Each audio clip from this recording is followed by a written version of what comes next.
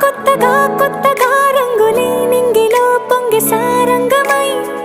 లిప్తలో క్షిప్తమే కానని కాలమే మొలకలే వేసిన సొంతమై నిన్నలో ఉన్న నీటి చారని కన్నులే తొంగి చూసుకోవ